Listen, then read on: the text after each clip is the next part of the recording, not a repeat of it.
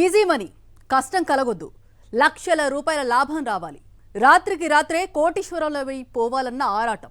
ఈ అత్యాశయ మొదటికే మోసం తెస్తోంది. ఆన్లైన్ బెట్టింగ్లకు పాల్పడేవారు కొందరైతే బిట్ కాయిన్ పేరుతో మోసపోయిన వారు ఇంకొందరు. తాము చేస్తోంది తప్పని తెలుసుకునే లోపే జరగరానిది జరిగిపోతోంది. అప్పులు చేసి ఆత్మహత్యలు చేసుకునేలా చేస్తోంది. తాజాగా హైదరాబాద్లో బిట్ కాయిన్ పేరుతో ఘరాన మోసం ఒకటి ఇప్పుడు వెలుగు చూసింది. లైకా బిట్ కాయిన్, అసలు ఇలాంటి కాయిన్ అనేదే లేదు. అయినా కొందరు కేటుగాళ్లు లైకా బిట్ కాయిన్ పేరుతో బ్రౌచర్లు వేశారు, గ్రామాల్లో పంచారు. 10,000 రూపాయలు పెట్టుబడి పెడితే 30,000 వస్తాయి, అది కూడా జస్ట్ ఏడాదిలోనే అంటూ నమ్మించారు. ఇంకేముంది, ముందు వెనక చూడకుండా ఎగబడి పెట్టుబడులు పెట్టేశారు.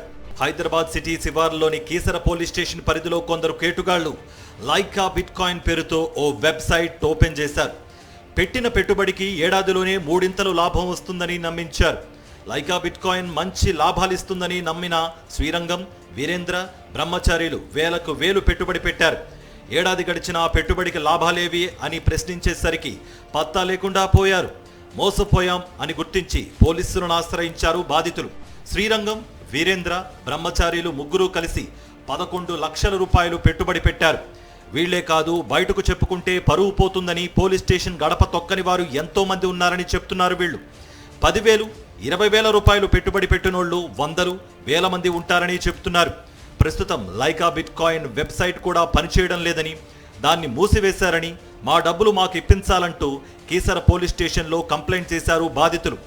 బిట్ కాయిన్కు ఓ గ్యారంటీ లేదు, ప్రభుత్వాల మద్దతు లేదు, బ్యాంకుల సపోర్టు లేదు. అయినా సరే బిట్ కాయిన్ పేరుతో అమాయకులు మోసపోతూనే ఉన్నారు. కష్టపడకుండా తక్కువ టైంలో ఎక్కువ సంపాదించాలనుకునే వారి ఆరాటమే మోసగాళ్లకు పెట్టుబడిగా మారుతోంది. అది గ్రహించలేని అమాయకత్వమే బాధితులకు శాపంగా మారుతోంది.